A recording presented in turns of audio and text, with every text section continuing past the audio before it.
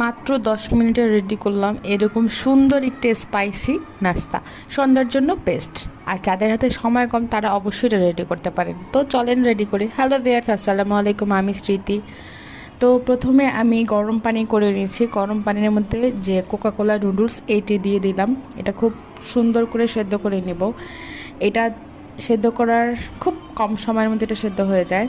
তো এরপরে আমি ঢেলে নেব, সুন্দর করে একটু ধুয়ে নিচ্ছে হালকা হালকাভাবে।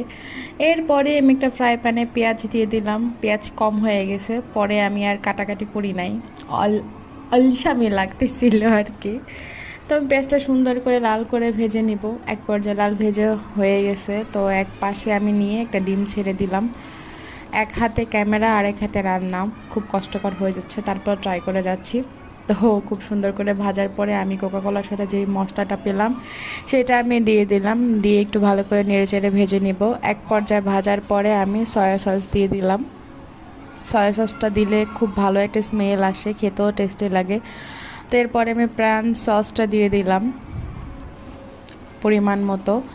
আপনারা আপনাদের পরিমাণ মতো দিতে পারবেন, এটাতে কোনো সমস্যা হয় না। এটা বেশি দিলেও ভালো লাগে, কম দিলেও সমস্যা হয় না। তো এরপরে ভাজা শেষে আমি নুডলসটি ঢেলে দেব।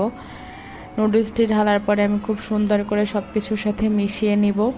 তো মিশানো শেষ হয়ে গেলে আমি এটার উপর ম্যাগি মশলা যেটা আছে ম্যাগি মশলা দিয়ে দেবো একটু করে। তো ম্যাগি মশলাটা আমি পুরোটাই দিয়ে দিচ্ছি।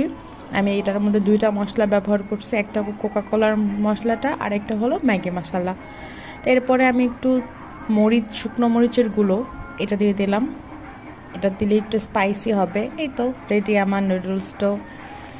এরপরে পরিবেশন করার পালা। এরপরে আমি একটু সাদা তিল দিয়ে দিয়েছি উপরে, এবং সস, প্রাণ সস যেটা ওইটাই দিলাম। তাই তো খাচ্ছি, অনেক মজা। অবশ্যই সন্ধ্যায় 10 মিনিটের মধ্যে এই নাস্তাটা আপনারা রেডি করতে পারেন। যাদের যাদের হাতে সময় কম থাকে তারা কিন্তু অবশ্যই চেষ্টা করবেন এই নাস্তাটা রেডি করার জন্য। এই তো শেষ হয়ে গেল। টাটা, বাই বাই, আল্লাহ হাফেজ, সবাই ভালো থাকবেন।